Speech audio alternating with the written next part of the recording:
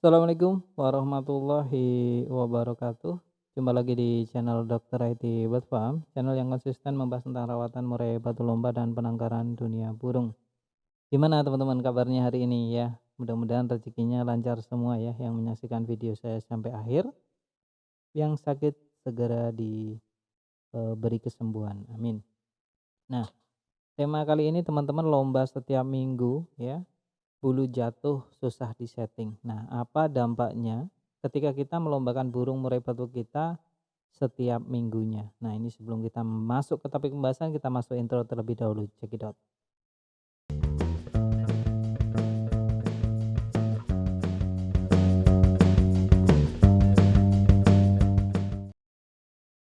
Nah, teman-teman temanya tentang lomba murai batu setiap minggu ya. Apa dampak buruknya pada burung murai batu kita ya? Nanti kita coba detailkan atau kita coba ulas bersama-sama. Jadi untuk murai batu itu sendiri teman-teman, sebenarnya itu butuh istirahat, jangan terlalu sering melombakan burung murai batu. Selain dari waktu yang butuh dijeda, kita juga perlu yang namanya perawatan ekstra seperti ada pemasteran, pengondisian burung dari tenaga ya, dari mental ya, dari factor itu sangat penting sekali. Nah, waktu yang bisa didapatkan adalah ketika dia tidak digeber terus-menerus. Dalam melombakan murai itu waktu itu penting banget untuk kita memenangkan di setiap perlombaan. Percuma kita sering banget lomba tapi untuk menangnya minim. Lebih baik jarang lomba tapi menang terus, iya kan? Nah, itu. Apa dampaknya? Yang pertama burung pasti kurang neken teman-teman. Burung akan berbeda ketika kita geber terus nih durasi lomba terlalu sering, maka dia cenderung males neken. Jadi bunyi hanya semaunya, itu satu. Yang kedua, burung cenderung ngukluk. Jadi kalau teman-teman memiliki murai batu, kok murai saya di lomba kok ngukluk ya? Ini bisa saja atau bisa jadi yang menjadi pemicu itu karena murai batu teman-teman itu dalam melombakannya itu terlalu berdekatan ya. Makanya dia ngukluk. Mungkin di awal dia sering prestasi ya, bongkar-bongkar materi, kok ini ngukluk, apa yang salah ya.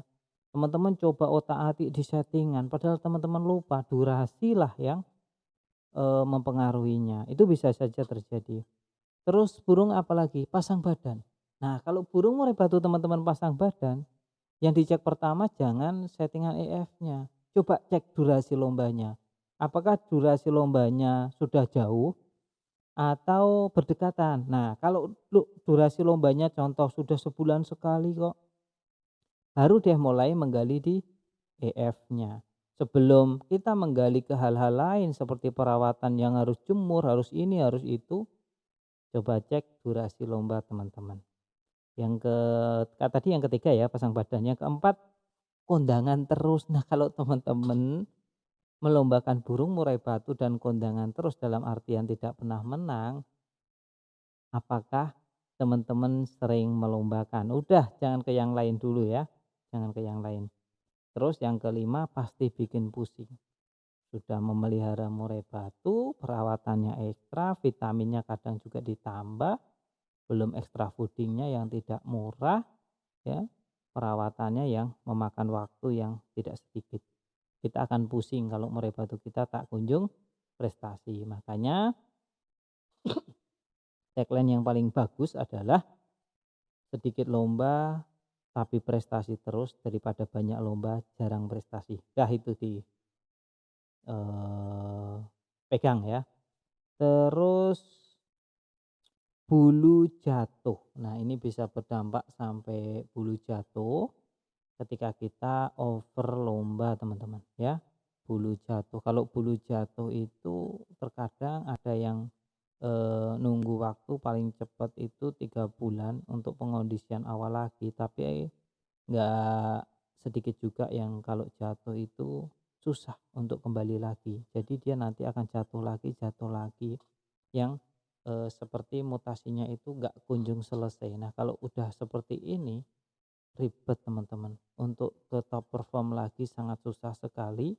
Itu harus mabung total semuanya dan dipastikan mabung total fix, dan itu butuh waktu yang sangat lama sekali. Nah, itu kalau itu resikonya. Sebelum teman-teman ke langkah ini, sebaiknya teman-teman hindari ya untuk over lomba.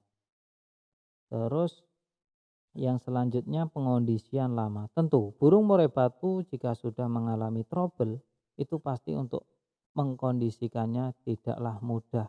Butuh waktu yang tidak sedikit. Nah, itu perlu dicatat dan digarisbawahi ya. Itu untuk pengondisiannya pasti membutuhkan makan waktu ya.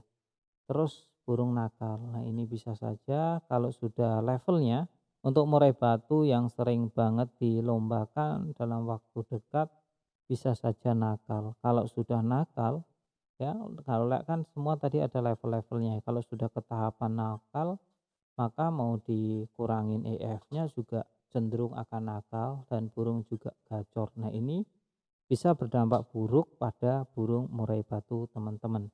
Yang jelas kalau sudah demikian maka burung susah disetting, karena permasalahannya sebenarnya bukan di settingan, tetapi kebanyakan dari kita untuk solusinya malah di settingan ya, yang di otak-atik settingannya. Padahal untuk pemicunya itu bukan di settingan teman-teman ya, bukan di settingan. Masalahnya adalah karena kita terlalu over lomba. Nah, itu bisa memicu ke segala lini. Ini yang bisa berdampak kurang bagus pada burung murai batu kita. Untuk teman-teman yang baru memelihara murai batu, ini penting sekali untuk menghemat murai batunya. Jangan asal-asalan melombakan burung murai batu. Jadi ketika kita ingin melombakan murai batu, sebaiknya benar-benar dikondisikan dalam keadaan top perform atau terbaiknya. Karena kalau tidak maka ya tadi murai batu kita akan rusak, murai batu kita akan masalah. Kalau murai batu kita sudah masalah maka ya udah ya, itu akan menjadi hal yang membuang waktu, biaya, pikiran dan tenaga itu akan termakan. Oleh karena itu murai batu teman-teman sebaiknya harus dijaga baik-baik. Saya sering banget membuat konten tentang ini karena banyak banget di antara kita ya. Bahkan saya sendiri juga pernah murai saya setiap minggu juara dan akhirnya saya harus puasa yang cukup lama karena tadi saya terlalu over dalam melombakan. Maka dari sinilah saya memiliki sedikit pengalaman untuk saya share. Agar apa? Agar murai batu teman-teman tetap dalam keadaan oke ya. Karena kalau murai batu trouble, murai batu masalah, harga jualnya pun tidak ada teman-teman. Jadi bisa menjadi murai reject. Karena apa? Pengondisiannya juga tidak mudah dan bahkan sulit untuk dikondisikan ulang. Tapi biasanya kalau murai batu yang prestasian, jalan terakhir adalah dimasukkan ke kandang tangkar. Nah, ini solusi untuk mereka yang males pusing, males biaya ya teman-teman. Di kandang tangkar dijodohkan agar produksi. Ini pun terkadang ada yang balik, ada yang sembuh, tapi tidak sedikit juga yang gagal. Jadi perlu dicatat dan garis bawah teman-teman. Pengondisian murai batu itu tidak mudah, jadi jangan sampai teman-teman murai batunya rusak ya. Jangan sampai rusak atau trouble karena sangat sakit sekali kalau kita memiliki murai batu yang trouble. Pengondisiannya itu sangat-sangat memakan waktu. Terima kasih ya teman-teman ya. Perlu dicatat teman-teman sebelum kita mengakhiri video ini, bahwa video ini sebenarnya ditujukan untuk mereka agar lebih waspada untuk menjaga murai batunya. Tapi kembali lagi ke teman-teman semuanya, mau dijalankan silakan, enggak juga enggak apa-apa. Yang jelas saya cuma berpesan murai batunya dijaga baik-baik, jangan sampai rusak ya. Dan perlu dicatat juga setiap murai memang memiliki karakter yang berbeda-beda. Jadi setiap perawatan tidak perlu diperdebatkan antara satu dengan yang lainnya. Kalau cocok dijalankan, nggak cocok ditinggalkan. Jangan cuma sekedar membaca judul saja ya. Pahami isinya, tonton dari awal sampai detik ini. Bagi teman-teman yang menonton sampai detik akhir ini, saya kira tidak akan ada perdebatan lagi di kolom komentar. Salam sehat.